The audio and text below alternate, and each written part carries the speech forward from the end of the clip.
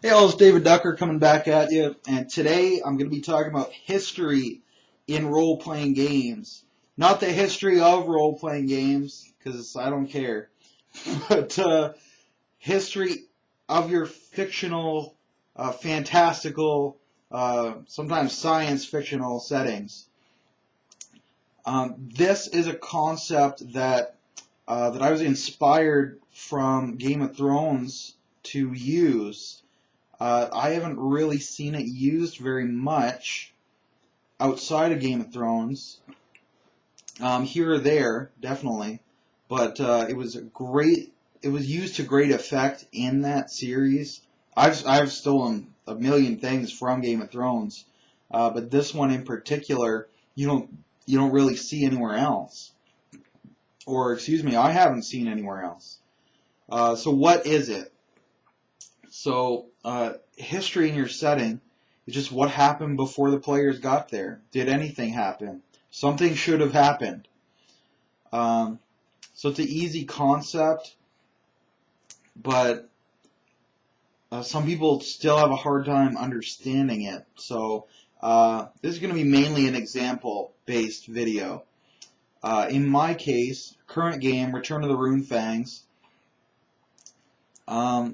The story itself is about the return of the Runefangs, and that's elaborated on through the plot, through the structure, the characters' actions, all that good stuff. But before this era, in the era of the players' fathers, of their older brothers, of their grandfathers, of their uncles, of their granduncles sometimes, something happened before the players got there. Before this game happened, there was a story. And that story's left a mark on the world. It's left a mark on the people in the world, so how could it not leave a mark on the world? In this case, it's the War of the Wasteland.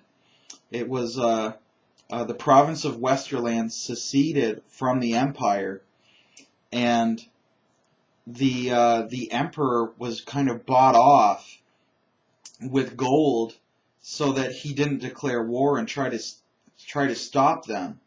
He basically sold Westerland to these merchant princes. But many people look at it as the province seceding and bribing the emperor into ignoring this.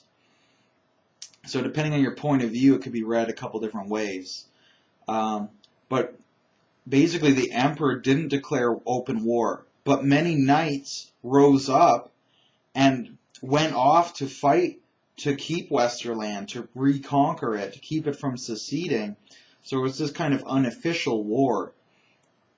And of course the merchant princes bought mercenary armies in addition to their own vassals, such as they had. So there was this big war over in Westerland, which ever since has been called the Wasteland. Not because it was really destroyed, just because it was kind of a shitty place in the first place. It was kind of a nickname, and the alliance of barons lost. The Westerland successfully seceded. They're not part of the Empire anymore. So the Empire, a lot of Imperials look at it like, we lost this war. Even though it was unofficial, for a lot of people, it was a very real war. People died, people were maimed, people had post-traumatic stress that never left them. So there's a lot of fallout from this. First of all, the fact that the Empire hates Westerland and calls it now the Wasteland, and Westerland is very much apart from the Empire now, and there has been blood spilled to keep them from socializing with each other. So the way the two countries view each other has been shaped by this conflict. The way the Empire looked at their emperor has been shaped by this conflict. He actually was ousted from power, and a new emperor was elected, mainly because of the fallout from this incident. So that shaped history, and now you've got this ex-imperial family, they used to rule the empire, and now they've just been reduced to another minor noble house, whereas the House of France has been elected now, and they've risen from being counts up to being emperors. So it's affected the local history there, and every character they meet who's over a certain age. It happened about 30 years ago. So every character who's it happened about 20 years ago. So every character who's 30 or older either had their father go off to fight in the war, their older brother, their older uncle, or if they were old enough, they're 14 and up, they went and they fought in that war. And for every female character, their husband might have gone to fight, their father, their brother, their uncles. So there's something that ties that generation together. And then you've got people who didn't fight in the war. When the barons were rising up, some of them stayed at home because the emperor hadn't officially declared war. So the relationship between those who went and lost and those who stayed and prospered is really affected to this day in the setting.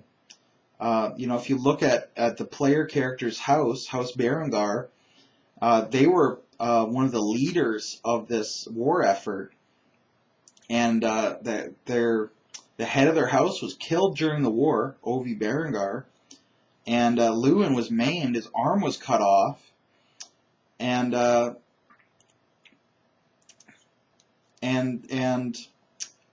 because they lost, they didn't get any treasure or loot or land or honor or titles. They had to limp away from this with a young heir now, the son of Ovi who's been killed. Ovi's baby son is the head of their household. Their greatest warrior, Lewin, has lost his arm. So the family was impoverished for a generation. They had to sell the rights to their city of Kotzenheim. They sold it to House Hostetler. House Hostetler didn't go to the war. They had lots of money. They didn't waste it fighting. So when all these impoverished houses came back, House Hostetler was holding all the cards. So they bought Kotzenheim. And now they refuse to sell it back, now that House Berengar is actually making some money again. They're using it as a political tool, this piece of land. And then look at their other neighbors, House Grigorenko. House Grigorenko followed House Berengar to war. They were the best of friends, and then they lost. And House Berengar, was destroyed. House Grigorenko, they were just as bad off, if not worse. They came back, they're impoverished. They didn't sell their land. They sold all of their other assets, though. So now they're looked at as these poor country knights that only have this plot of land, and that's all that they have. They have no money, they have no army, they have no power, no fame. So they've really dramatically dropped in standing.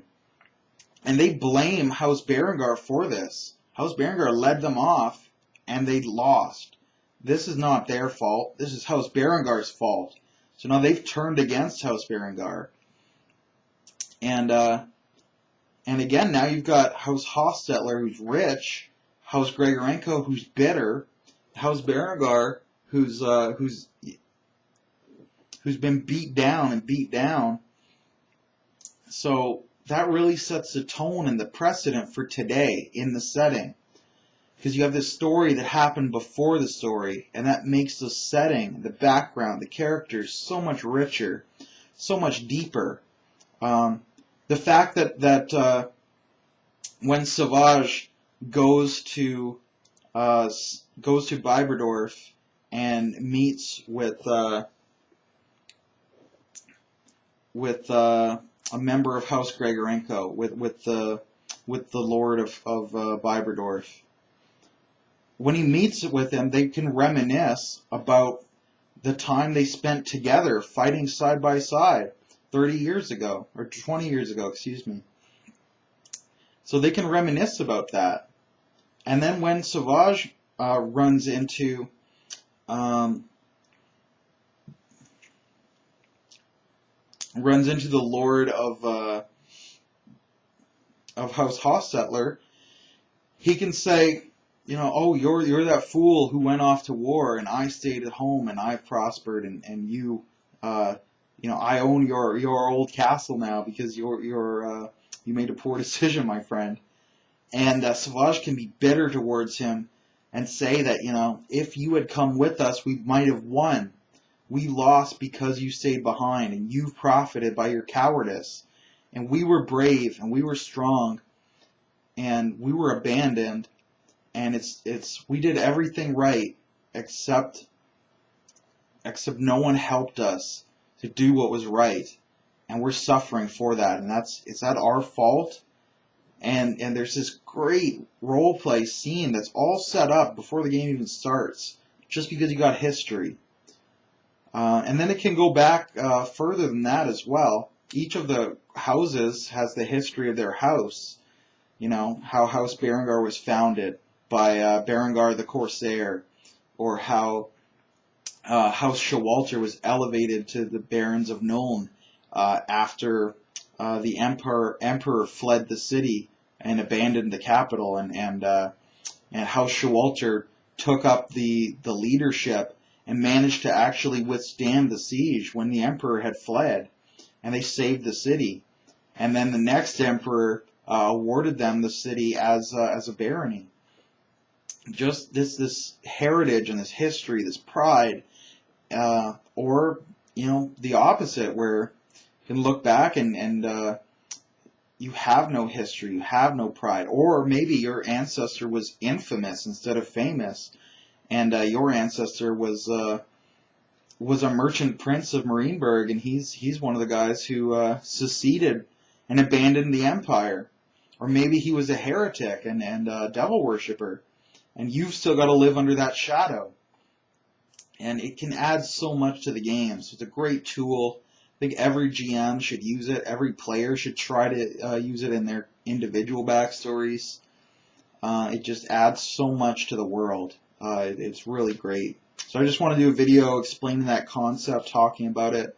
Of course, like I said, I've stolen it for Game of Thrones. You know, they had Robert's Rebellion and the War of the Five Penny Kings, and Balon Greyjoy's rebellion as well in their history, and it added so much depth to Game of Thrones, to the present story. And you can do the same thing. Use the same tool by having a story before your story. It is more work, but it pays off because you set a foundation. And in some ways, it can be less work, because when you've got to make 140 NPCs out of scratch with no history, it can be harder than if you have history and then you just follow the logical consequences of that history. And so it just creates so many scenarios in your mind to say, oh, what if somebody felt like this? What if somebody felt like that? What would this guy's ancestor, or what would this guy's descendant be like? You know, what if someone's lands were cut in half by the war? What if someone were bound to secede because they were a knight of Westerland, but they refused, and then they lost the war, and they couldn't even get land in the Empire or Westerland, so they have a noble heritage, but they have no land, so they're this wandering knight. You know, it just spins so many ideas off that it might actually save you work in the long run if you're running a sandbox style. If you're running a railroad, disregard this entire video and just buy a module. Sorry, I can't help but crack jokes on railroads. But use some history in your game, and in the comments below, Tell me about the history you have used in your game. Tell me when it's paid off, when it hasn't. Tell me when you mess your timeline up and had somebody who's talking about their ancestor who did this great deed, and you check your timeline, and that great deed actually only happened 10 years ago, and you just messed up your description. Because I know what's happened to me, but the players didn't notice, so it's all good. Anyway, everybody have yourself a good day in YouTube land. Cheers.